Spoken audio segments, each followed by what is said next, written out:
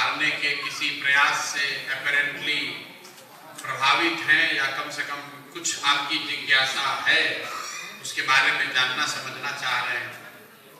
जितने सवाल मैंने सुने उसमें 3 ब्रॉड कैटेगरी जो मुझे समझ में आया।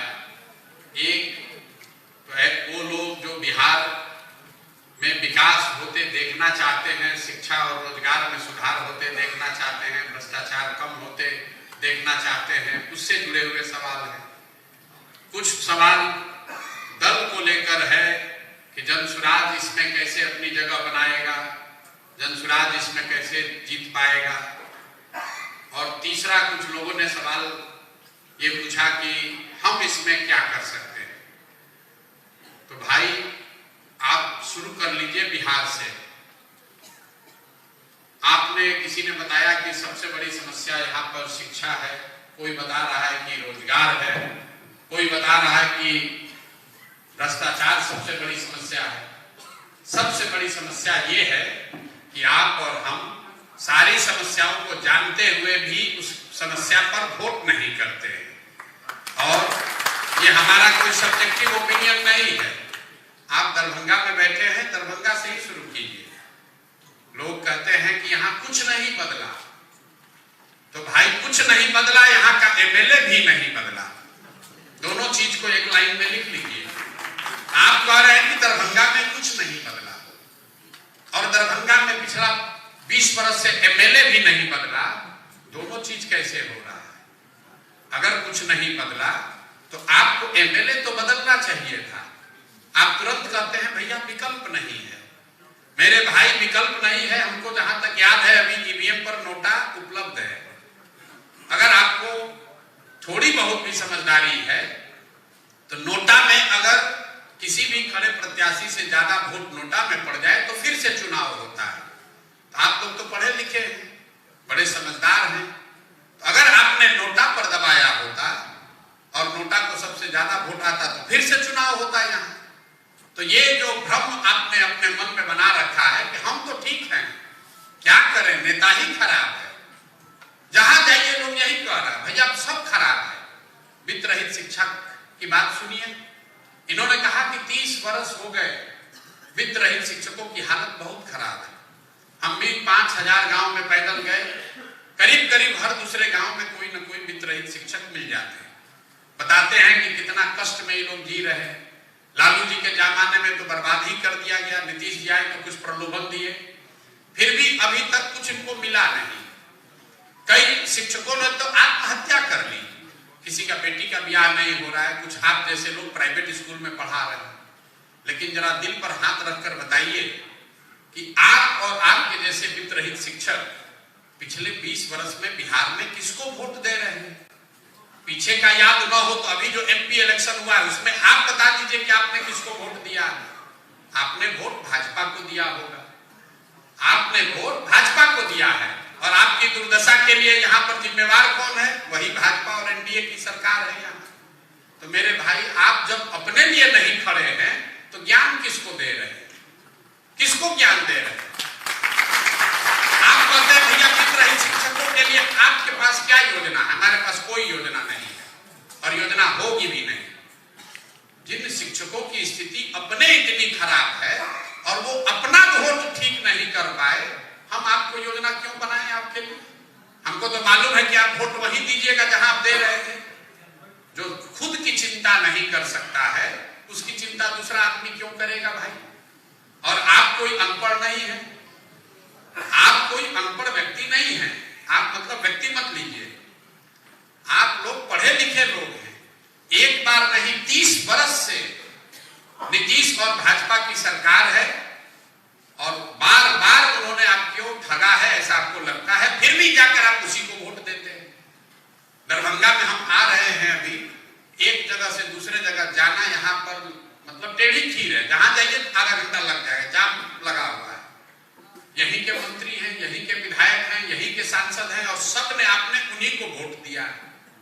दोनों बात नहीं हो सकती है। चुनाव में जब तक आप वोट सही नहीं दीजिएगा तब तक किसी भी समस्या का समाधान नहीं हो सकता है। चाहे जनसुराज आ जाए या कोई दूसरा दल आ जाए,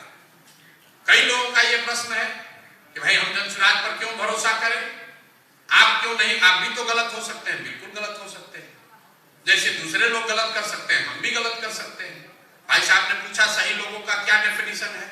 कोई डेफिनेशन नहीं है। लोग सही बने रहे इसकी जिम्मेवारी आप पर है। और लोकतंत्र में बड़ा सीधा सा उपाय इसका बताया गया कि हर 5 वर्ष में आपके पास ये अवसर आता है, आप चाहे तो उसको डंडा से सीधा कर सकते हैं, वोट के चोट से ठीक कर सकते हैं। लेकिन जब बिहार में क्या है, 5 वर्ष बैठ के चर्चा है, बकैती है, जहां बैठिए वहां चर्चा हो रही है। शिक्षा कैसे सुधरेगी, पढ़ाई कैसे सुधरेगा, पलायन कैसे सुधरेगा, रोजगार कैसे आएगा। अरे आपको मालूम है कि बिहार में चाहे आप जितना भी बतिया लीजिए, वोट के दिन सिर्फ 4 ही बात लोगों को समझ में आएगा। पहली बात, हमारी जाति क्या है और कौन हमारा जात का आदमी खड़ा है। वो आदमी चोर है, बदमाश है, आपको लूटा है, आपकी जाति का है तो उसी को जाकर वोट दीजिएगा। लेकिन ऐसा नहीं है कि हर आदमी जाति पर ही वोट दे रहा है, ये भ्रम भी मत पालिए। अगर हर व्यक्ति जाति पर वोट देता तो बिहार में मोदी जी को वोट दिया किसने? मोदी जी के जाति का तो कोई बिहार में रहता ही नहीं है। यहां आपके विधायक को वोट किसने दिया? उनके जाति के तो 5,000 लोग भी नहीं रहते हैं।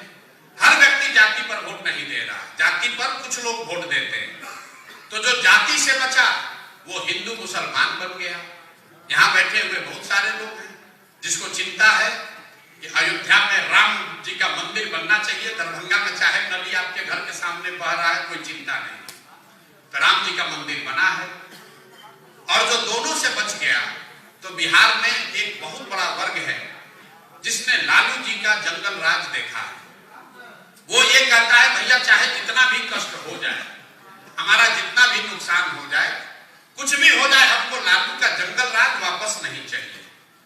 तो जिस एनडीए को, भाजपा को आप 5 वर्ष गाली देते हैं, उसी को चुनाव के दिन लालू को हराने के नाम पर जाकर वोट दे देते हैं कि भैया चलो नाली गली नहीं है, पढ़ाई नहीं है, रोजगार नहीं है, कम से कम अपहरण तो नहीं हो रहा है, 6 बजे हमको घर में जाके छुपना तो नहीं पड़ रहा है। और चौथा, यहां मुसलमान लोग हैं, मुसलमानों की हालत सबसे खराब है, इनके पास कोई विकल्प नहीं। भाजपा को ये वोट दे नहीं सकते हैं तो इनके पास एक ही उपाय है, लालटेन में किरासन तेल बनकर जलते रहे। आप लोग ईमानदारी से अपने को प्रबुद्ध करने वाले लोग दिल पर हाथ रखकर बोलिए कि इसी 4 चीज पर वोट दिए हैं कि नहीं दिए। काहे के लिए लंबा लंबा ज्ञान दे रहे हैं कि भैया शिक्षा पर अपना विजन बताइए। ऐसा लगता है कि शिक्षा पर विजन सुनकर आप वोट दे दीजिएगा, क्या नहीं दीजिएगा भाई, वोट तो इसी 4 चीज पर दीजिएगा। बिहार की दुर्दशा तब तक नहीं सुधरेगी जब तक आप और हम वोट देने का तरीका नहीं सुधारेंगे। दक्षिण में 5 राज्य हैं, केरल, तमिलनाडु, आंध्र प्रदेश, तेलंगाना और कर्नाटक। ये 5 राज्य अकेले 1/3 जीडीपी इन 5 राज्यों में है आज देश की। इन 5 राज्यों में एक चीज कॉमन है, 78 साल के इतिहास में कोई व्यक्ति, कोई दल आज तक 10 वर्ष से ज्यादा वहां मुख्यमंत्री नहीं बना। जनता वहां जागरूक है, अच्छा करो या खराब करो, आपको 5 वर्ष में हटाती ही हटाती है। बिहार में क्या है, लालू नीतीश 35 साल हो गया, अभी बदलना ही नहीं है। एक बार मोदी जी का कमर पकड़ के लटक गए तो चेंज नहीं करना है। एक बार नीतीश से प्यार हो गया तो उनको छोड़ना ही नहीं है। एक बार लालू जी का सामाजिक न्याय पसंद आ गया तो जीवन भर मजदूरी करेंगे, लेकिन उसी के लिए वोट देंगे। तो जनसुराज भी अगर आप आ जाए, जीत कर आ जाए, तो जनसुराज के लोग भी काम नहीं करेंगे। अगर जनसुराज ये जान जाए कि हमारा कोई कंपटीशन नहीं है, हमको वोट मिलेगा ही, तो हम काम क्यों करेंगे। तो सबसे ज्यादा जरूरी है कि बिहार के लोग जो आपका मुद्दा है उस पर वोट दीजिए और भरोसा किसी पर मत कीजिए। 5 साल के लिए वोट दीजिए, 5 साल के लिए भरोसा कीजिए, जीवन भर की बंधुआ मजदूरी मत कीजिए। यहां पर जीवन भर की बंधुआ मजदूरी है। जिसको वोट दे दिए, अब प्रशांत किशोर बहुत आपको अच्छे लगने लगे तो प्रशांत किशोर का झंडा लेकर घूमने लगे। मेरे भाई, वोट और भरोसा लोकतंत्र में 5 वर्ष के लिए है, वरना जिन लोगों ने लोकतंत्र की परिकल्पना की वो कह सकते थे कि चुनाव 7 वर्ष में होगा। ये भी कह सकते थे कि चुनाव 3 वर्ष में होगा, लेकिन साइंस कहता है कि 5 वर्ष इनफ टाइम है किसी व्यक्ति को काम करके दिखाने के लिए, और 10 वर्ष लिमिट है जिसके आगे आप कोई आमूलचूल काम नहीं कर सकते। ये हम नहीं कह रहे, दुनिया में जितने विकसित देश हैं जहां पर मैच्योर डेमोक्रेसी है वहां 10 वर्ष का लिमिट है। अमेरिका में आप 2 बार से ज्यादा प्रेसिडेंट नहीं हो सकते। क्यों 10 वर्ष का लिमिट है? क्योंकि इंपेरिकल स्टडीज में ये पाया गया कि एक ही काम को अगर आप 10 वर्ष से ज्यादा लगातार करते रहिएगा तो उसमें कोई नया आमूलचूल काम आप नहीं कर सकते। तो यही नीतीश कुमार पहले 10 वर्ष में बेहतर मुख्यमंत्री थे, अभी बिल्कुल नकारा मुख्यमंत्री दिख रहे हैं आपको। तो 10 वर्ष का लिमिट आप जन सुराज के लिए भी रखिए, किसी के लिए भी रखिए, जिसको बनाए 10 साल मैक्सिमम है, 5 वर्ष नहीं तो मैक्सिमम 10 वर्ष। वो जो भाई साहब कह रहे हैं कि संघ ने सिखाया सही आदमी, तो जब भाजपाइयों को भी लग गया कि किसी को टिकट देके वोट मिलवे करेगा तो उन्होंने भी चाल चरित्र चेहरा को छोड़ दिया। क्या जरूरत है, वोट तो पड़ेगा ही मोदी जी के नाम पर, तो क्यों चाल चरित्र चेहरा की चिंता करें। अब आपने कहा बिहार में शिक्षा और पलायन कैसे रुकेगा, तो बात ठीक है, कुछ तो उस पर विजन होना चाहिए। 3 फंडामेंटल बात हम लोग कह रहे हैं, तो मैं सारे प्रश्नों का उत्तर तो नहीं दे पाऊंगा, लेकिन शिक्षा और पलायन को लेकर बताऊंगा, फिर जन सुराज के बारे में बताऊंगा। तो सबसे पहले जन सुराज की बात कर लीजिए। किसी ने कहा कि आप आंदोलन नहीं किए हैं, अभी आपका बहुत लोग नहीं जानता है। ठीक बात है, बहुत लोग तो नहीं जानते हैं। कुछ लोगों की चिंता है कि जिसके पास मोबाइल है उसको तो समझ है, गांव में लोगों की समझ नहीं है। तो मेरे भाई ऐसा है कि बिहार में 5 करोड़ लोग हर महीने इंटरनेट पर जुड़ते हैं, उनके पास स्मार्टफोन है, वो इंटरनेट सोशल मीडिया का उपयोग करते हैं। तो अगर 5 करोड़ लोग, जो नहीं जानता है उसको छोड़ दीजिए, जो इंटरनेट से जुड़ा है, जान गया, समझ गया, अगर उसका आधा आदमी भी ठीक से वोट दे दे तो भी जन सुराज आ जाएगा, तब भी व्यवस्था बन जाएगी। एक और साइंस की बात सुन लीजिए, समाज में परिवर्तन लाने के लिए सिर्फ 3% लोगों का ही किसी विचार से जुड़ना काफी है। 3% लोग अगर किसी एक कॉज के लिए साथ आ जाए तो समाज में बड़ा आमूलचूल परिवर्तन लाया जा सकता है। 100% लोग कभी किसी के साथ नहीं होंगे। इस देश में किसी भी दल को, किसी भी नेता को आज तक 50% से ज्यादा वोट मिला ही नहीं। गांधी को नहीं वोट मिल सकता था 50%, तो हम और आप क्या किस खेत के मूली हैं। जरूरत इस मोदी जी को कितना वोट मिला है? 10 में 3 वोट मिला है। मतलब 7 आदमी आज भी मोदी से, भाजपा से, संघ से, उनके प्रयास से सहमत नहीं है। तो जरूरत इस बात की नहीं है कि हर व्यक्ति जाने, उसका प्रयास जारी है, लेकिन महत्वपूर्ण यह है कि जो जाने उस पर वो एक्ट करे। आप सुन लिए, समझ लिए, फिर भी कुछ नहीं कर रहे हैं, वो ज्यादा खतरनाक है। इतने लोग जन सुराज को आज जानते समझते हैं कि अगर वो समझकर वोट कर दें तो परिवर्तन हो जाएगा। इतने लोग जन सुराज को जानते हैं। हर दिन जन सुराज के वीडियो कम से कम 2 करोड़ लोग जन सुराज का वीडियो यूट्यूब पर देख रहे हैं। 2 करोड़ लोग जो वीडियो देख रहा है, जो कह रहा है कि भैया बात आपकी बहुत अच्छी लग रही है, यही होना चाहिए बिहार में। अगर वो भी जाकर जो कह रहा है वो कर दे, जाके वोट दे दे, तो वो काफी है चुनाव जीतने के लिए। लेकिन मुसीबत ये है कि आपको पता है कि ये अच्छा है, यही होना चाहिए, लेकिन हम क्यों करें? हम क्यों करें? देख रहे हैं, अभी हवा बनने दीजिए, कहीं मेरा वोट बर्बाद ना हो जाए। हर आदमी यही कहता है, कोई अच्छा आदमी खड़ा होता है बिहार में तो आदमी कहता है भाई हम इसको काहे वोट दें, आदमी तो बहुत बढ़िया है, लेकिन हम क्यों वोट दें? वोट देंगे तो हमारा वोट बर्बाद हो जाएगा। उसको लोग हरा देते हैं। लोग घर में बैठ के हंसता है, देखो नहीं खड़ा हुए प्रोफेसर साहब, इनका क्या दशा हुआ, 2000 वोट मिला।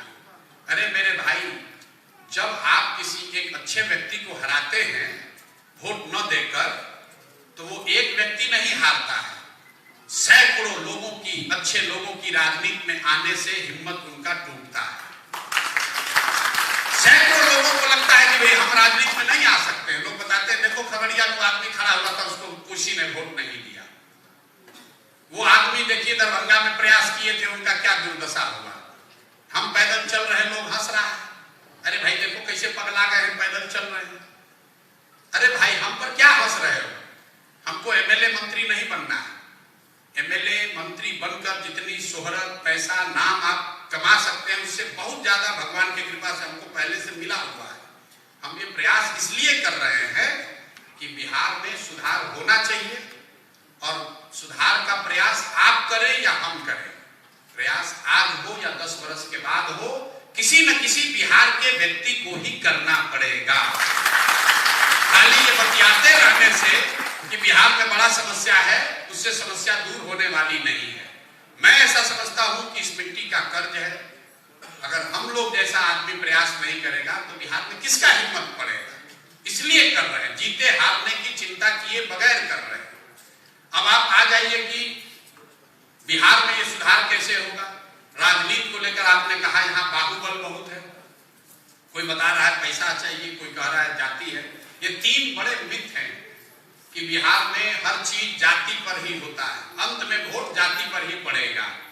दूसरा, लोगों को यह है कि भाई जीतने के लिए पैसा बहुत चाहिए, और तीसरा, लोगों को भ्रम है कि बाहुबली यहाँ पर जीतते हैं। ये तीनों बहुत बड़ा आपके दिमाग में भ्रम है। इसमें थोड़ी सच्चाई है और ज्यादा भ्रम है। सबसे पहले आप बाहुबली पर आ जाइए। बिहार में बाहुबलियों का कभी दौर था। आज विधानसभा को आप देखिएगा तो उसमें 3, 4, 5 लोगों को छोड़कर कोई बाहुबली नहीं है। बिहार में जिस व्यक्ति को सबसे बड़ा बाहुबली नेता बताया गया, उस व्यक्ति, वो व्यक्ति और या उसके परिवार के लोग पिछले 20 वर्ष में चुनाव नहीं जीत पाए। और आप कह रहे हैं कि कोई बाहुबली खड़ा होगा तो उसके जीतने की गारंटी है। उल्टा है, बाहुबली चुनाव नहीं जीतता। कहां बाहुबली चुनाव जीत रहा है? इक्का दुक्का 243 पे अगर 5 बाहुबली जीत गए तो आपको लग रहा है कि सब बाहुबली जीत रहा है, और 238 को, 235 को अच्छा आदमी जीता हुआ है, यार कम से कम बाहुबली तो नहीं है। आप उसको नहीं देख रहे।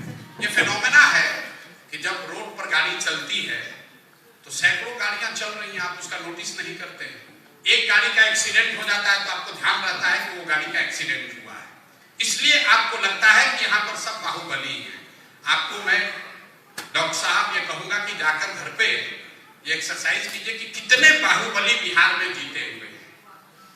मुझे नहीं लगता है कि एक भी सांसद, पप्पू यादव को छोड़ दीजिए, तो जिसको बाहुबली की कैटेगरी में डालिएगा जो कि जीता हो पिछली बार, चाहे अच्छा हो खराब हो अलग बात है, बाहुबली कोई नहीं। तो ये भ्रम है लोगों का। दूसरा, लोगों को भ्रम है कि पैसा बहुत चाहिए। मैं आपको बता रहा हूं कि पैसा, कोई भी काम आप जीवन में कर रहे हैं तो पैसे की जरूरत है। पैसा पेट्रोल के जैसा है। अगर आपके पास गाड़ी है, कहीं जाना है तो पेट्रोल लगेगा, लेकिन अगर गाड़ी ही ना हो और आपके पास एक टैंकर भी पेट्रोल आ जाए तो उस पेट्रोल से आप कुछ नहीं कर सकते। जब भी आपको लगे कि राजनीति करने के लिए पैसा ही जरूरी है तो एक बार अपने दिमाग पर थोड़ा जोड़ दीजिए और याद कीजिए कि जिस किसी को भी आप नेता समझते हैं, लालू जी हो, नीतीश हो, ममता बनर्जी हो, कामराज हो, जिसको भी आप नेता समझते हो, मोदी हो, योगी हो, जो भी नेता है, जरा याद कीजिए कि जिस दिन समाज ने उसको नेता बनाया वो कितने बड़े आदमी थे। कांशीराम जी कितने बड़े आदमी थे। मुलायम सिंह यादव किस टाटा बिरला के लड़के थे। नीतीश कुमार, लालू यादव, ममता बनर्जी किस टाटा बिरला के लड़के थे। जिस दिन समाज ने उनको नेता बनाया तब वो पैसे वाले नहीं थे। नेता बनने के बाद पैसे वाले हो गए वो अलग बात है, लेकिन समाज ने तो साधारण परिवार के लोगों को ही नेता बनाया। नोट है, वोट है, तो नोट का जुगाड़ समाज कहीं ना कहीं से कर देता है। वोट है तो नोट का जुगाड़ हो जाएगा। नोट हो तो वोट की गारंटी नहीं है। भाजपा के पास इतना पैसा इसलिए है क्योंकि उनके पास वोट है। अंबानी के पास भाजपा से सैकड़ों गुना ज्यादा पैसा है, वो 20 करोड़ वोट की गारंटी नहीं दे सकते। पैसा चाहिए, लेकिन सबसे पहले आपका चरित्र चाहिए, समाज में समर्थन चाहिए। समाज में समर्थन होगा तो थोड़ा कम या ज्यादा पैसा आपको हो जाएगा। तीसरी जो सबसे बड़ा मिथ बिहार के नजरिए से है, जो सबसे ज्यादा पूछा जाता है कि भैया जाति से कैसे निपटिएगा, बिहार में तो हर चीज जाते पर होता है। तो बिल्कुल ये भी बहुत बड़ा आपका भ्रम है। मैं आपको 4 उदाहरण दूंगा। आगे जनसुराज जाति से कैसे निपटेगा उसको छोड़िए। जब भी आपको लगे कि बिहार में हर समय हर आदमी जाति पर ही वोट देता है, तो आप जरा याद कीजिए 1984 को। 1984 में कांग्रेस को इस बिहार में बहुत बड़ी सफलता मिली थी। आप राजीव गांधी के जाति के बिहार में लोग नहीं रहते हैं, बहुत ज्यादा तो नहीं रहते हैं। कैसे सफलता मिली? आप कहिएगा कि अरे भाई वो तो इंदिरा जी की मृत्यु हुई थी, मृत्यु से जो सहानुभूति की लहर थी उसी में जात पात भूलकर सब लोगों ने कांग्रेस को वोट दिया। इसको साहब लिख लीजिए अपने कागज पर। फिर आपसे पूछेंगे 1989 में क्या हुआ? बीपी सिंह राजपूत समाज के लीडर कैसे पूरा बिहार जीत गए? आप बताएंगे कि अरे भैया वो बीपी सिंह का बात नहीं था, वो जो बोफोर्स का मामला चला, बोफोर्स का मामला भ्रष्टाचार इतना बड़ा मुद्दा बन गया कि पूरे बिहार को छोड़िए पूरा देश से लोग जाकर बीपी सिंह को जनता दल को वोट दिया। फिर आपसे पूछेंगे, चलिए इसको भी लिख लीजिए। फिर पूछ रहे हैं 2014 में क्या हुआ? मोदी तो गुजरात के हैं, उनके जाति के तो एक भी आदमी नहीं बिहार में है, वो कैसे चुनाव जीत गए? भाजपा कैसे चुनाव जीत गई? तो आप बताइएगा भैया भाजपा का कुछ नहीं था, वो तो जो मोदी जी का लहर चला सोशल मीडिया पर और जो प्रचार हुआ, सब लोग जाकर मोदी के नाम पर भाजपा को वोट दे दिया। इसको भी लिख लीजिए। फिर पूछेंगे भाई 2019 में क्या हुआ? तो ज्यादातर बिहार के लोग बताएंगे कि भैया बड़ा कांटे का मुकाबला था, लेकिन जो पुलवामा हुआ ना, पुलवामा के बाद तो समझिए कि सब लोग सब चीज भूल के जाकर मोदी को भाजपा को वोट दे दिया। ये चारों एग्जाम्पल को आप लिख लीजिए। पहला एक घटना है, एक नेता की मृत्यु और मृत्यु से उपजी हुई सहानुभूति की लहर। दूसरा एक मुद्दा है बोफोर्स भ्रष्टाचार और उससे बनी हुई लहर। तीसरा एक व्यक्ति है मोदी और उसकी बनाई हुई लहर। और चौथा एक विचार है, राष्ट्रवाद का मामला है, उससे बनी हुई लहर। ये आपको क्या बताता है? अगर कोई व्यक्ति, अगर कोई मुद्दा, अगर कोई विचार, अगर कोई घटना समाज के इमेजिनेशन को कैप्चर कर ले, तो समाज में ये ताकत है कि वो जातियों से ऊपर उठकर वोट करता रहा है। आगे करेगा कि नहीं छोड़ दीजिए, करता रहा है पिछले 30 बरस से। फिर भी आपको लगता है कि जाति पर ही वोट पड़ता है। क्यों लगता है? लगता इसलिए है कि बीच के कई चुनावों का मैंने रेफरेंस नहीं दिया। जब चुनाव में कोई ऐसा नया प्रयास न हो, कोई नया व्यक्ति न हो, कोई नया मुद्दा न हो, दोनों लड़ने वाले एक ही जैसे दिख रहे हैं, तो समाज भी कहता है दोनों तो एक जैसा है, चलो अपना जाते वाले को दे देते हैं। Society fall backs on the identity. तो अगर जनसुराज अलग प्रयास, अलग विचार दिखेगा तो समाज ऊपर उठकर उसके लिए वोट करेगा। थोड़ा कम या ज्यादा सब समाज के लोग करेंगे। ये भ्रम मत पालिए कि ऐसा नहीं होगा। अब कुछ आदमी इसमें ये भी कह सकता है कि आप तो लोकसभा का उदाहरण दिए, विधानसभा में अलग है, तो विधानसभा का भी एक उदाहरण देख लीजिए। 2010 में नीतीश बाबू और भाजपा को 206 सीट मिला था बिहार में। एनडीए का समीकरण जिसको आप लोग कहते हैं। सामने उनका लड़ाई किससे था? उनकी लड़ाई थी लालू यादव से, जो उस समय उन्होंने गठबंधन बनाया था कांग्रेस और रामविलास पासवान जी से। तब कांग्रेस भी आज के मुकाबले ज्यादा मजबूत थी, लालू जी भी स्वस्थ थे और रामविलास जी भी थे। और भाजपा और नीतीश के गठबंधन में तब मोदी जी का फैक्टर नहीं था। तब नरेंद्र मोदी इतना बड़ा नाम नहीं थे, कम से कम बिहार में तो नहीं थे। इसके बावजूद एनडीए को 206 सीट मिला था। आप में से याद होगा लोगों को 206 सीट। सामने से लालू, कांग्रेस और रामविलास जी, इधर से अकेला नीतीश कुमार और भाजपा 206 सीट। वही समीकरण फिर 2020 में चुनाव लड़े। इस बार नीतीश और भाजपा साथ में, मोदी की भी ताकत है, अमित शाह भी है, संघ भी है, देश में उनकी सरकार भी है, और सामने लालू, कांग्रेस और रामविलास जी तो उस गठबंधन में ही नहीं थे। लालू जी भी कमजोर हो गए, उनके बदले उनका लड़का लड़ रहा था, और कांग्रेस भी 2009 के मुकाबले कमजोर हुई है। इसके बावजूद भाजपा और नीतीश को 115 सीट लाने में दम निकल गया। क्या हुआ? समीकरण के लोग छोड़कर बिहार चले गए? नहीं। 2010 और 2020 में फर्क ये है कि 2005 से लेकर 2010 तक समाज के हर वर्ग ने माना था कि नीतीश कुमार ने अच्छी सरकार चलाई है, तो सामाजिक समीकरण भी था और सरकार का परफॉर्मेंस भी था, तो 206 सीट आया। जब सिर्फ समीकरण के भरोसे गए तो 115 आते आते सब कुछ खत्म हो गया। तो जाति सच्चाई है, उसको आप नकार नहीं सकते हैं, लेकिन जाति एकमात्र सच्चाई नहीं है। जाति एकमात्र सच्चाई नहीं है, ये बात ध्यान में रखिए। एक अंतिम बात इसको सुन लीजिए, तीनों बातों के लिए।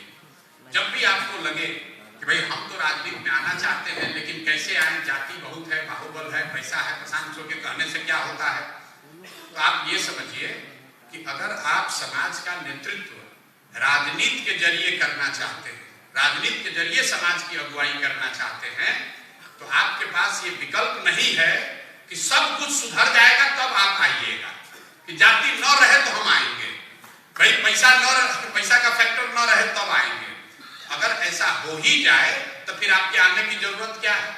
जिसने उतना अच्छा समाज बनाया उसी को नेतृत्व करना चाहिए। ऐसा नहीं है कि जब गांधी आए होंगे तो समाज में जाति नहीं रही होगी। ऐसा नहीं है कि सब आदमी गांधी को पहले दिन मान लिया होगा कि यही अब हमारा देश को आजाद कराएंगे। अगर आपको नेतृत्व करना है तो आपको संघर्ष करना पड़ेगा, ये विश्वास रखना पड़ेगा कि हम प्रयास कर रहे हैं, लोग इसमें जुड़ेंगे। तो ये तो राजनीति की बात हो गई। आप में से जो लोगों ने सवाल पूछा शिक्षा कैसे सुधारिएगा, भैया शिक्षा की जो हालत है बिहार में, पहले ये समझिए कि शिक्षा की इतनी बदहाल स्थिति है क्यों? इसलिए नहीं है कि स्कूल में खिचड़ी बट रहा है।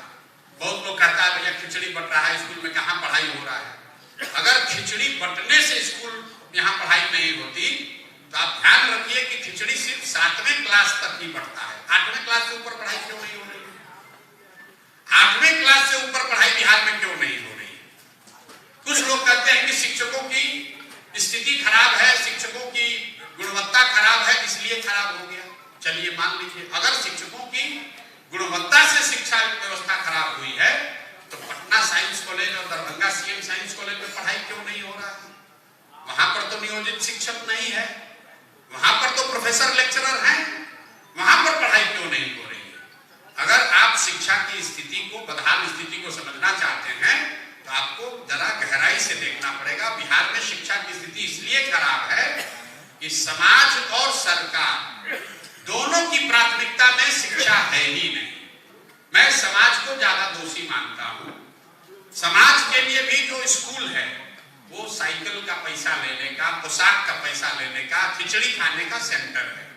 और सरकार वाला भी कहता है कि मास्टर साहब लोग को हम लोग दे रहे हैं 50-50 हजार रुपया, ये सब काम तो कुछ कर नहीं रहा है, पढ़ा तो रहा नहीं, तो चलो इनसे वोटर लिस्टें बनवाओ, कुछ काम करवाओ, भाई पैसा वसूलो। तो कहीं ना कहीं समाज और सरकार दोनों ने शिक्षा और शिक्षण संस्थाओं को, सरकारी योजनाओं को बांटने का सेंटर बना दिया। उसमें शिक्षा छोड़कर सब चीज हो रहा है। अब हम लोग कैसे सुधारेंगे? तो जो हम लोग की जो मूलभूत सोच है उसका एक हिस्सा आपको बता रहे हैं कि सबसे पहले 15 साल से जो कम उम्र का बच्चा है उसके लिए सबसे बेहतर पढ़ाई की व्यवस्था होनी चाहिए। ये मैं क्यों कह रहा हूं? क्योंकि फिर रिसर्च कहता है कि अगर 15 साल तक बच्चा बढ़िया पढ़ गया, अपने पैर पर खड़ा होने से उसको जीवन में कोई नहीं रोक सकता है, कोई नहीं रोक सकता है। 10वां क्लास तक अगर आप बढ़िया पढ़ा दीजिए तो अच्छा या खराब वो व्यक्ति अपना जीवन धीरे धीरे खड़ा कर लेगा। तो पूरे दुनिया में सबसे अच्छी शिक्षा व्यवस्था कहाँ है? पीसा की रैंकिंग बताती है कि सबसे अच्छी व्यवस्था स्कैंडिनेवियन कंट्रीज में है, उसमें भी फिनलैंड में है। तो जितने ऐसे स्कैंडिनेवियन कंट्री हैं जहां शिक्षा की स्थिति बहुत अच्छी है, उनका मॉडल क्या है? उन्होंने ये किया कि rather than taking school to every village, they have taken children to good school. मतलब हर गांव में अच्छा विद्यालय बनाने के बजाय कुछ अच्छे स्ट्रेटेजिक लोकेशंस पर बढ़िया विद्यालय बनाइए और लोगों को बस की सुविधा दीजिए ताकि लोग उस शिक्षण संस्थान में आ सकें। इसको समझने के लिए आप शहर का एग्जाम्पल दे लीजिए। आपके दरभंगा में अगर कोई अच्छा स्कूल है तो वहां पर वो जरूरी नहीं कि आपके घर के बगल में है, आपके मोहल्ले में है, दरभंगा के बाहर भी है, अगर अच्छा स्कूल है तो आप गाड़ी से या स्कूल बस से अपने बच्चे को वहां भेजते हैं। तो जब आप बिहार का अध्ययन कीजिएगा तो आपको पता चलेगा कि हर प्रखंड में अगर 5 स्ट्रेटेजिक लोकेशंस पर अच्छे विद्यालय बना दिए जाएं तो कोई ऐसा गांव नहीं है जहां स्कूल बस के माध्यम से 20 मिनट से कम समय में बच्चे स्कूल में न पहुंच जाएं। तो हम लोग की जनसुराज की ये सोच है कि कम से कम 5 अच्छे विद्यालय हर प्रखंड में वरीयता के आधार पर पहले बनाया जाए। मैं 5 ही क्यों कह रहा हूं, 5 भी नहीं बना सकते, क्योंकि जिस स्तर के विद्यालय की हम लोग बात कर रहे हैं, समझ के लिए, रेफरेंस के लिए आप नेतरहाट को समझ लीजिए, क्योंकि नेतरहाट सरकारी विद्यालय था, 1500 से ज्यादा वहां से IAS IPS बने, इसी बिहार में चलता था। तो अगर आपको नेतरहाट जैसे विद्यालय बनाने हो तो करीब करीब 500 विद्यालय बनाने में 15,000 करोड़ रुपए का खर्च आएगा। और बिहार का जो शिक्षा बजट है 60,000 करोड़ का, अगर उसमें कोई बहुत आमूल नया परिवर्तन न हो जाए, नया पैसा न आए, तो उसमें से 15-20 हजार करोड़ रुपया निकाल कर ये व्यवस्था बनाई जा सकती है कि हर साल प्रखंड में एक अच्छा विद्यालय जरूर बना दिया जाए, ताकि अगले 5 साल में 5 ऐसे विद्यालय बन जाएंगे। और तब बाकी 5 साल में क्या होगा, इस 5 साल में क्या होगा, जिनको अभी आप विद्यालय बनाएंगे तो बच्चों का क्या, उनका भला कैसे होगा, उनका तो उम्र बीत रहा है। उसके लिए जनसुराज ने ये कहा कि जो व्यवस्था वेस्ट में है कि जहां पर भी सरकारी विद्यालय अच्छे नहीं हैं, वहां पर पेरेंट्स को ये सुविधा दी जाए कि आप अपने बच्चे को प्राइवेट स्कूल में भेजिए और उसका फीस सरकार अपने खजाने से भरेगी। क्योंकि बहुत सारे लोगों को ये भ्रम है कि सरकारी विद्यालय मुफ्त है। सरकारी विद्यालय मुफ्त नहीं है। सरकारी विद्यालय को चलाने में 60,000 करोड़ रुपया हर साल लग रहा है। तो अगर उसका एक हिस्सा, हम लोग की अपनी सोच है कि 1/3 बजट का पैसा, शिक्षा बजट का पैसा नए विश्व स्तरीय विद्यालयों को बनाने में खर्च किया जाए और 1/3 पैसा बच्चों को, उनके गार्जियन को वाउचर के तौर पर दिया जाए कि आप अपने बच्चे को अगर ठीक लगे तो प्राइवेट में भेजिए। कुछ लोग ये कहेगा इससे तो सब प्राइवेट में भेजेगा, नहीं भेजेगा। अगर आज आपको कहा जाए कि आपके बच्चे को पटना साइंस कॉलेज में पढ़ना है कि प्राइवेट कॉलेज में पढ़ना है पटना में, तो यहाँ बैठा हुआ हर आदमी कहेगा कि नहीं, हमको पटना साइंस कॉलेज में पढ़ना है। अगर आपको कहा जाए कि पटना मेडिकल कॉलेज से मेडिकल करोगे कि मणिपाल से करोगे, तो 100% आदमी कहेगा कि नहीं, हम पटना मेडिकल कॉलेज से करेंगे। ये व्यवस्था वेस्ट में है। यूएस में सबको ये सुविधा है, सरकारी भी है, प्राइवेट भी है। वाउचर मिलता है, वो वाउचर सरेंडर करते हैं। हर आदमी हार्वर्ड जाना चाहता है। State run schools and colleges are much better than the private one, और इंडिया में भी है।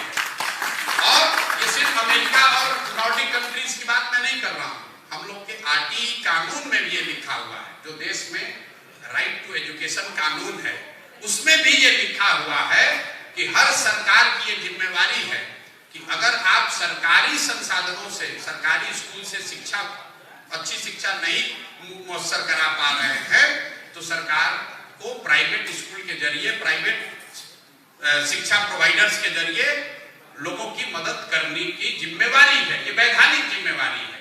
तो शिक्षा को लेकर एक जो सोच है, मैं आपको ये बता रहा हूं, मूलभूत बात यह है कि हर गांव में स्कूल ना बनाया जाए, प्रखंड में 5 अच्छे विद्यालय कम से कम बनाए जाए और लोगों को बस की सुविधा दी जाए ताकि लोग अपने बच्चों को वहां लेकर आए। अभी भी जो जितने शिक्षक हैं, जितनी व्यवस्था है, अगर उसको 5 में आप ऑर्गेनाइज कर दें तो सारे स्कूल में आपको मोटे तौर पर अच्छे शिक्षक मिल जाएंगे। सारे स्कूल में, हर प्रखंड में ऐसे 2-4 स्कूल है जिसके पास 10-10 एकड़ जमीन बर्बाद पड़ा हुआ है। दूसरी बात आपने पूछा पलायन को लेकर, यहाँ पर एक बड़ी बात है कि पलायन कैसे रोक दीजिएगा। तो बिल्कुल पलायन बिहार में रोका जा सकता है। पहले बात तो आप क्लियर कीजिए कि पलायन के लिए क्या चाहिए, रोजगार यहाँ पर कैसे आएगा। ज्यादातर लोग समझते हैं सरकारी नौकरी, कुछ लोग कहते हैं कि इंडस्ट्री लगनी चाहिए, कुछ लोग कहते हैं कि कृषि से सुधार होगा। इन तीनों बात से नहीं हो सकता है। क्यों नहीं हो सकता है? सरकारी नौकरियों का जो आंकड़ा है उसको देख लीजिए। कुल 23.25 लाख लोग बिहार में सरकारी नौकरी करते हैं। चपरासी से लेकर मुख्य सचिव तक कुल 23.25 लाख लोग, मतलब 1.97%, 2% से कम लोग ही बिहार में सरकारी नौकरी करते हैं 78 साल में। पूरे देश के स्तर में 3% लोग सरकारी नौकरी करते हैं। मतलब किसी भी सोसाइटी में 3-3.5% से ज्यादा लोग सरकारी नौकरी नहीं कर सकते हैं। दूसरा, लोग कहते हैं इंडस्ट्री को ले आइए, कृषि को सुधारिए। तो जो अगर आप इकोनॉमिक्स पढ़े हैं या थोड़ा बहुत भी समझते हैं तो इकोनॉमी के 3 जो फंडामेंटल पिलर्स हैं, एग्रीकल्चर, इंडस्ट्री और सर्विस। एग्रीकल्चर और इंडस्ट्री मिलाकर 35%, इकोनॉमी का 35% ही एग्रीकल्चर और इंडस्ट्री है। तो अगर आप इंडस्ट्री को बहुत बढ़ा भी देंगे, यहाँ एग्रीकल्चर को बहुत सुधार भी देंगे, तो भी आप 35% पॉपुलेशन को ही कैटर कर पाएंगे। अमेरिका में सिर्फ 2% लोग खेती करते हैं, सिर्फ 2% लोग।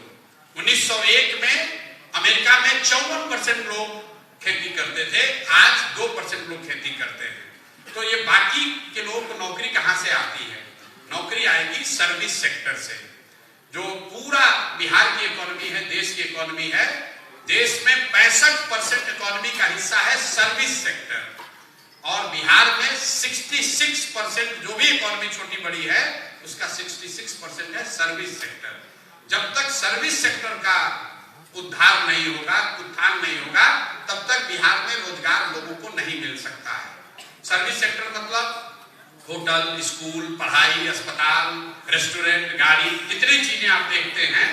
कोई एक होटल खुला, उसमें 50 आदमी को नौकरी मिला है, रेस्टोरेंट खुला है, उसमें 50 आदमी नौकरी कर रहा है, कोई टैक्सी चला रहा है, कोई बीएड का कॉलेज खोला है, कोई अस्पताल खोला, ये सब सर्विस सेक्टर है। तो इकोनॉमी में 65% सर्विस सेक्टर है। तो जब तक यहां पर ग्रोथ नहीं होगा, यहां पर जॉब नहीं होगा, तब तक बिहार में पलायन, बेरोजगारी नहीं रुकेगा। तो सर्विस सेक्टर में जॉब कहां से आएगा? उसका एक फंडामेंटल जो इंपेडिमेंट है बिहार में, वो है पूंजी का अभाव। और ये बात करके हम अब खत्म करेंगे। पूंजी का अभाव। Bihar is a capital starved state. यहां पर लोगों के पास पूंजी नहीं है। पूंजी क्यों नहीं है? पूंजी के 2 स्रोत हैं। एक, जो पैसा आप कमाते हैं, कमाने के बाद जो खर्च के बाद बचता है वो आपकी पूंजी हुई। और दूसरा, जो आप लोन लेते हैं, बोरोड कैपिटल। जैसे आप लोग यहाँ आए हैं, कोई मोटरसाइकिल से आया होगा, कोई गाड़ी से आया होगा। आपने गाड़ी खरीदने के लिए 20% डाउन पेमेंट किया होगा, बाकी पैसा आपने बैंक से लिया कर्ज के तौर पर। तो जब या तो आपकी अपनी पूंजी हो या अपने पूंजी के साथ साथ बैंक आपको कैपिटल दे, लोन दे। बिहार में अपनी पूंजी लोगों के पास है नहीं, क्योंकि पर कैपिटा इनकम बिहार में है 35 से 34 हजार रुपया। और अगर आप पटना और बेगूसराय को हटा दीजिएगा तो प्रति व्यक्ति आय है बिहार में 24,900 रुपया। मतलब 100 में 80 आदमी बिहार में 100 रुपया भी डेली नहीं कमा रहा है, आज भी नहीं कमा रहा है, सरकारी आंकड़ा है। तो साइंस ये कहता है कि अगर आप 100 रुपया या 200 रुपया भी नहीं कमाते हैं तो 90% से ज्यादा अपना पैसा आप सिर्फ सर्वाइवल पे खर्च करेंगे, खाने के लिए खर्च करेंगे या दवा दारू पर खर्च करेंगे, किसी तीसरे चीज पर खर्च नहीं करेंगे। तो आपके पास पूंजी, 80% आदमी के पास तो पूंजी है ही नहीं, क्योंकि कमा ही नहीं रहा है। और जो लोगों के पास पूंजी है उनको बैंक से पैसा नहीं मिल रहा है। बैंकों से जो कैपिटल आता है उसका मेजरमेंट होता है, एक आंकड़ा है जिसको कहते हैं CD ratio, credit deposit ratio. पूरे बिहार में बैंकों में जो पैसा जमा होता है उसके मुकाबले बैंकों ने कितना पैसा लोन के तौर पर आपको, हमको, बिहार के समाज को वापस किया। देश के स्तर पर सीडी रेशियो है 70%, अभी है 74, एवरेज 70 रहता है। मतलब देश भर में लोगों ने जो पैसा बैंक में रखा उसका 70% पैसा बैंक लोन के तौर पर वापस देता है, ताकि आप घर बना सकें, आप गाड़ी खरीद सकें, बिजनेस कर सकें, नर्सिंग होम बना सकें, खेती में इन्वेस्ट कर सकें। बिहार में ये रेशियो है 40%। इसका नतीजा क्या होता है?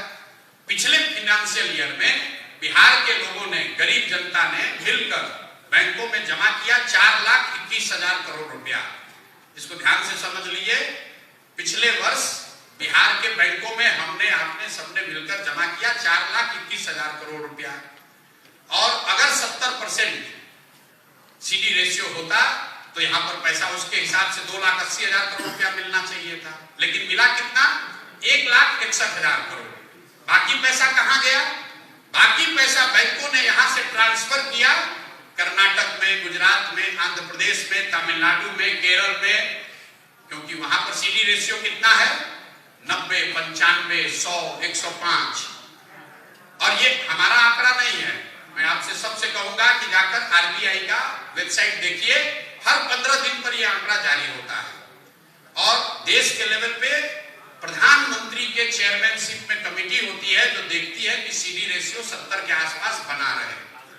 राज्य के स्तर पर भी मुख्यमंत्री के चेयरमैनशिप में कमेटी है देखने के लिए कि समाज में क्रेडिट का फ्लो बना रहे। पिछले 1990 से लेकर पिछले साल तक बिहार से स्टैगरिंग 26.35 लाख करोड़, मतलब 26,35,000 करोड़ रुपया बैंकों ने यहां से हमारा आपका पैसा ट्रांसफर किया है दूसरे राज्य में। ना आपने कभी इसकी चर्चा सुनी, ना कोई सवाल पूछ रहा है, ना कोई बता रहा है। आप अंदाजा लगाइए कि अगर हर साल 2 लाख करोड़ रुपया एक्स्ट्रा, 2 लाख करोड़ रुपया एक्स्ट्रा बिहार के लोगों को इन्वेस्ट करने के लिए मिल जाए तो कितने ज्यादा लोग घर बनाएंगे, कितने ज्यादा लोग गाड़ी खरीदेंगे, कितने ज्यादा लोग बिजनेस व्यापार फैलाएंगे। तो जन स्वराज की सोच ये है कि अगर पलायन रोकना है तो बुद्धि का पलायन रोकना होगा, और बुद्धि का पलायन रोकने के लिए पहले पूंजी का पलायन रोकना होगा। अगर आप पूंजी का पलायन रोकेंगे, जिस दिन बिहार में 70% सीडी रेशियो हो गया तो बहुत बड़े पैमाने पर जो समझदार लोग हैं उस पूंजी का उपयोग करके कुछ न कुछ यहाँ रोजी रोजगार खड़ा करेंगे। और जैसे ही पूंजी और बुद्धि का पलायन रुका, श्रम का पलायन अपने आप रुक जाएगा। ये जन स्वराज की सोच है पलायन को रोकने के लिए। पलायन को रोकने के लिए दूसरा जो लीवर हम लोग बता रहे हैं कि मनरेगा को कृषि से जोड़ा जाए। बिहार में करीब करीब 8 से 9,000 करोड़ रुपया सेंटर से हम लोग को मिलना चाहिए मनरेगा के लिए। चूंकि बिहार सरकार की लापरवाही है या यहाँ अफसर काम नहीं कर रहे हैं, चोरी कर रहे हैं, तो पिछले वर्ष सिर्फ 39% पैसा ही हम लोग लेकर आए, 61% पैसा हम लोगों ने सरेंडर कर दिया। तो हम लोग ये कह रहे हैं कि मनरेगा को कृषि से जोड़िए, और जो मजदूर जो कृषि के क्षेत्र में मजदूरी करते हैं उनको उन किसानों को दिया जाए जो नगदी की खेती करना चाहते हैं। ज्यादातर लोग जो यहाँ किसान हैं वो खेती, जिनके पास जमीन है, वो खेती इसलिए नहीं कर रहे हैं क्योंकि वो मजदूर नहीं मिल रहे हैं, या धान गेहूं की खेती इसलिए करते हैं क्योंकि मजदूर की समस्या है। तो इसलिए कहा जा रहा है कि मनरेगा के मजदूर को अगर किसानों को दे दिया जाए, इस शर्त के साथ कि आप धान गेहूं की खेती न करके कैश क्रॉप की खेती करेंगे, तो per acre productivity and output would be taken to many fold above than what it is today. तो ये एक, इससे दूसरा फायदा ये होगा कि मनरेगा में होने वाला चोरी बंद हो जाएगा। तीसरा फायदा ये होगा कि लाखों लोग जो पंजाब और हरियाणा के खेतों में जाकर काम कर रहे हैं वो बिहार के खेतों में काम करने लगेंगे। तो ये पूंजी के उपलब्धता से और मनरेगा को, कृषि के मजदूरों को बिहार में किसानी से जोड़कर बिहार के डिस्ट्रेस पलायन को बिल्कुल 1 साल में रोका जा सकता है। ये सिर्फ मैं नहीं कह रहा हूं, जितने भी डेवलपमेंटल इकोनॉमिस्ट से हमने बात करी है उसमें बिहार के भी कई लोग शामिल हैं, वो सब का मानना है कि ये दोनों चीज से ही बिहार में पलायन रुक सकता है, बिहार में तरक्की आ सकती है, बिहार में लोगों की गरीबी दूर हो सकती है। 2-3 सवाल आपने मेरे व्यक्तिगत जन स्वराज को लेकर पूछा कि भाई आप तो इतना होशियार हैं, आप काहे लड़ गए जाके बाई इलेक्शन। तो मेरे भाई, आप पढ़े लिखे व्यक्ति हैं, आपने सुना होगा कि स्पेस वाल के जब एक्सपेरिमेंट होते हैं, पहला मिसाइल आप छोड़ते हैं तो मिसाइल फेल हो जाता है, but again the data suggest कि the failed experiment gives you more knowledge and experience and more data point than the successful ones. तो अगर आप जाके देख लीजिएगा, अगर आप जांचेंगे नहीं, जो काम आप कर रहे हैं, जो काम आप कर रहे हैं उसको जांचिएगा नहीं तो पता ही नहीं चलेगा कि इसमें गलती क्या है। तो I would rather take a hit in by election than going blank in main election. 4 by election लड़े तो ये पता चला कि कहां पर चीजों को और बेहतर करने की जरूरत है। वरना आप सीधे जाइएगा चुनाव में लड़ने और वो हार गए तो 5 साल वेट करना पड़ेगा, तो इसलिए लड़े। दूसरा आपने सवाल और कहा कि आप जल्दी में दिख रहे हैं, यही तो आपने पूछा है। नहीं, बीपीएससी के आंदोलन की बात मैं उसी को जोड़ रहा हूं। भाई साहब ने कहा कि आप आंदोलन कुछ नहीं खड़ा किए, तो भाई मेरा आंदोलनों में कोई यकीन नहीं है, पिछले 2.5 साल से कह रहा हूं, मेरा आंदोलनों में कोई यकीन नहीं है। हम बीपीएससी आंदोलन में नहीं गए थे, बीपीएससी का प्रोटेस्ट शुरू हुआ उस समय हम नहीं गए थे। बीपीएससी के प्रोटेस्ट के दौरान एक लाठी चार्ज हुआ जिसमें कुछ छात्रों को, एक लेडीज, एक लड़की को मैंने देखा पुलिस ने मारते हुए, उसके पेट पर जूता पहन के पैर रखा हुआ था। तब मैं गया और उस बात के विरोध में गया कि लाठी नहीं चलनी चाहिए, आपको मानना है मानिए, ना मानिए, लेकिन इस तरह से बर्बरतापूर्ण लाठी चार्ज आप नहीं कर सकते हैं। उसकी लड़ाई भी लड़ी गई और आज स्थिति यह है कि आप जाकर इसको चेक कर लीजिएगा, पिछले 4 वर्ष में कुल 87 ऐसे प्रोटेस्ट पर नीतीश कुमार ने लाठी चलवाया है। और जब से हमने बीपीएससी आंदोलन करा है, उसको आंदोलन ही कह लीजिए समझ के लिए, उसके बाद से पटना में किसी भी ग्रुप पर इंक्लूडिंग बीपीएससी छात्रों पर लाठी नहीं चली। आप जाकर देख लीजिए, हम ये दावा नहीं कर सकते हैं कि जीवन में कभी लाठी नहीं चलेगा, लेकिन सरकार को ये जरूर लगा है कि लाठी चलाने से पहले एक बार सोच लो, वरना पुलिस का यहाँ ये हालत है कि जिसको मन हुआ उसी को पीट दिया, इंक्लूडिंग भाजपा के एमपी एमएलए को दौड़ा कर मारा। तो आप लोग रोज ही देखते हैं। आप हमको बताइए कि 15 जनवरी तक मैं अनशन पर था, उसके बाद से पटना में कोई लाठीचार्ज हुआ तो हमको बताइए। बीपीएससी के लड़के भी जब प्रोटेस्ट करने गए उसके बाद उनको उठा के गाड़ी में भरा, लेकिन लाठीचार्ज नहीं किया। ये मेरी ताकत नहीं है, ये समाज की ताकत है। अगर लाठीचार्ज के खिलाफ आप खड़े हुए तो सरकार जरूर थोड़ा कॉशियस होगी।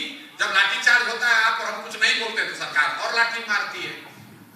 जहां तक रह गई बात आंदोलनों की, मैंने आपको कहा आंदोलन में मेरा कोई यकीन नहीं है। अगर आप मानव सभ्यता के इतिहास को पढ़ेंगे, बिहार में नहीं, देश में नहीं, दुनिया में, अगर आप मानव सभ्यता के इतिहास को पढ़ेंगे तो आपको पता चलेगा कि फ्रेंच रेवोल्यूशन को अगर एक्सेप्शन के तौर पर हटा दिया जाए तो दुनिया में किसी भी आंदोलन से समाज में कोई सृजन का काम नहीं हुआ है। इसलिए नहीं कि आंदोलनों की ताकत नहीं है, क्योंकि आंदोलन सृजन का हथियार नहीं है, आंदोलन किसी को हटाने का हथियार है, सत्ता को पलटने का हथियार है। आंदोलनों के जरिए आप नया समाज नहीं बना सकते हैं। बिहार में जेपी आंदोलन हुआ, आपने इंदिरा गांधी को हटा दिया, लेकिन क्या उससे देश में बिहार की स्थिति सुधर गई? कहीं नहीं सुधरी। आंदोलन वो तेज हथियार है जिससे आप बड़े से बड़े पेड़ को काट सकते हैं, पौधे को पेड़ नहीं बना सकते हैं। इसलिए आंदोलनों में मेरा कोई यकीन नहीं है, मैं आंदोलन नहीं कर रहा हूं और चुनाव जीतने के लिए आंदोलन करना भी नहीं चाहता, क्योंकि अगर हम चुनाव जीत भी जाएं तो उससे बिहार नहीं सुधरेगा। जब तक यहां समाज की चेतना नहीं जगेगी, जब तक आप ये नहीं समझेंगे कि जनप्रतिनिधि को आपको अकाउंटेबल बनाना है, तब तक बिहार नहीं सुधर सकता है, चाहे जनसुराज ही क्यों ना आ जाए, नहीं सुधरेगा। आपको अकाउंटेबल बनाना है। जब यहां पर लोग, नेता जान ही रहा है कि हम कुछ भी करें, अंत में आकर जनता हमको जाति पर ही वोट देगी, हमको लालू के डर से ही वोट देगी, तो क्यों काम करेगा? अगर आपके जो विधायक हैं उनको मालूम है कि दरभंगा चाहे नरक हो जाए, सरावगी साहब को जनता यहां वोट देगी ही देगी, क्योंकि वो लालू को वोट नहीं दे सकती है, तो वो कभी भी अकाउंटेबल नहीं होंगे। बात व्यक्ति की नहीं है, बात प्रोसेस की है। एक अंतिम बात करके खत्म करेंगे। भाई साहब ने पूछा भ्रष्टाचार सबसे बड़ा मुद्दा है। पहली बात तो समझिए, कोई समाज का हिस्सा ऐसा नहीं है जो कि बिल्कुल भ्रष्टाचार मुक्त हो जाए, ये नहीं संभव है। ये बात जो लोग कहते हैं ये सिर्फ बकैती है, कुछ नहीं है कि कोई कह दे कि मैं भ्रष्टाचार खत्म कर दूंगा। भ्रष्टाचार पर अंकुश लगाया जा सकता है, उसको मिनिमाइज किया जा सकता है। ऐसा कोई तरीका नहीं है कि भ्रष्टाचार को जीरो कर दिया जाए। लेकिन अगेन दुनिया में आप जाकर देखिएगा कौन से ऐसे देश हैं जिन्होंने भ्रष्टाचार पर अंकुश लगा दिया है। तो Scandinavian country will come at the top. New Zealand जैसे कंट्री, सिंगापुर जैसे कंट्री, कोरिया जैसे कंट्री भी आपको बहुत ऊपर दिखेंगे। अमेरिका यूरोप के मुकाबले में यहाँ पर भ्रष्टाचार कम है। आप उन देशों को जाकर पढ़िए कि उन्होंने भ्रष्टाचार पर अंकुश कैसे लगाया। 4 फंडामेंटल चीजें उन्होंने की हैं। पहला, वहां के लोगों ने ईमानदार जनप्रतिनिधियों को चुना। ईमानदार जनप्रतिनिधियों को चुनना ये सबसे पहली प्राथमिकता है। आप बालू माफिया को, भूमि माफिया को, शराब माफिया को वोट दीजिएगा और एक्सपेक्ट कीजिएगा कि वो ईमानदार रहे, ये संभव नहीं है। दूसरी बात, बड़े पैमाने पर डिसेंट्रलाइजेशन, मतलब सत्ता और संसाधन का बड़े पैमाने पर डिसेंट्रलाइजेशन होना चाहिए। आज जो आप अफसरशाही की बात बिहार में सुनते हैं वो इसलिए है कि पूरी बिहार सरकार, पूरी व्यवस्था सिर्फ 5 अफसर चला रहे हैं, किसी की उसमें भागीदारी नहीं है। तीसरा, जन भागीदारी। लोगों को ये पता तो हो कि आपके लिए कौन सी स्कीम है। दरभंगा में आपको नहीं पता है कि सेंट्रल गवर्नमेंट की कौन सी स्कीम आपके वार्ड के लिए आई है, या बिहार सरकार की कौन सी योजना है जिससे आपको लाभ हो सकता है। और चौथा, बड़े पैमाने पर टेक्नोलॉजी का उपयोग। टेक्नोलॉजी के उपयोग से भ्रष्टाचार पर अंकुश लगाया जा सकता है। आप एक एग्जांपल देखिए, बिजली का बिल अब चोरी कम हुआ है। क्यों? क्योंकि मीटर्स लग गए, स्मार्ट मीटर लग गए। नल जल योजना बनी। अगर नल जल योजना में 25,000 करोड़ की योजना में सरकार ने 100-200 करोड़ रुपया खर्च करके स्मार्ट मीटर लगा दिया होता तो पटना में बैठे बैठे आपको जानकारी होता कि कितने मिनट पर, कितने सेकंड पर मोटर ऑन हुआ, कितना पानी निकला, किसने कंज्यूम किया, कितना बर्बाद हुआ। तो इन 4 चीजों को करके ही भ्रष्टाचार पर अंकुश लगाया जा सकता है। सही लोगों का चुनाव हो, बड़े पैमाने पर डिसेंट्रलाइजेशन हो सत्ता और संसाधन का। तीसरा, जन भागीदारी को बढ़ाया जाए। और चौथा, टेक्नोलॉजी का प्रयोग किया जाए। कोई क्विक फिक्स नहीं है कि हम आएंगे और बस ठीक हो जाएंगे। भैया, जब तक कुर्सी पर आप नहीं बैठे हैं, हर आदमी ईमानदार है। जैसे ही मौका लगा तो उससे बड़ा भ्रष्ट कोई नहीं है। लक्ष्मी में इतनी गर्मी है कि जैसे वो सामने दिखती हैं तो अच्छे अच्छे का विचार हिलने लगता है। तो सिस्टम पर बात करने की जरूरत है, व्यक्ति पर बात करने से नहीं होगा कि प्रशांत किशोर आएंगे तो भ्रष्टाचार रुक जाएगा। नहीं रुकेगा। भ्रष्टाचार तब रुकेगा जब लोग सही लोगों को चुनेंगे। भ्रष्टाचार तब रुकेगा जब बजट का डिस्ट्रीब्यूशन कोई सेक्रेटरी नहीं कर रहा होगा, निचले स्तर पर जो लोग जुड़े हुए हैं जो उस योजना से, वो भी उसमें शामिल हो। भ्रष्टाचार तब रुकेगा जब आपको पता होगा कि आपके लिए कौन सी योजना चल रही है। भ्रष्टाचार तब रुकेगा जब टेक्नोलॉजी का उपयोग होगा। हम कोई क्विक फिक्स नहीं देते हैं, इसीलिए कहते हैं भैया 10 साल का नजरिया रख के चलिए, नहीं तो कोई उपाय नहीं है। कोई उपाय नहीं है, कोई घबराहट हमको नहीं है। आपको अगर घबराहट है तो आप थोड़ा और मेहनत कीजिए। अंतिम बात, कुछ लड़कों ने कहा हम कैसे क्या कर सकते हैं। आप भैया जो करते हैं, पढ़ाई करते हैं, आप दिल्ली में काम करते हैं, आप अपने समय से 1 घंटा निकालिए। कुछ नहीं करते होंगे, आप लोगों से, मित्रों से, परिवारजनों से तो बात करते ही हैं। आप अपने गांव का जिम्मा लीजिए। आप जिस गांव से आते हैं उस गांव का जिम्मा लीजिए कि उस गांव में भैया हम सबको जनसुराजी बना देंगे, चाहे हम दिल्ली में बैठे हैं या पटना में बैठे हैं। क्यों आप बना सकते हैं? क्योंकि आप उस गांव के अचीवर हैं।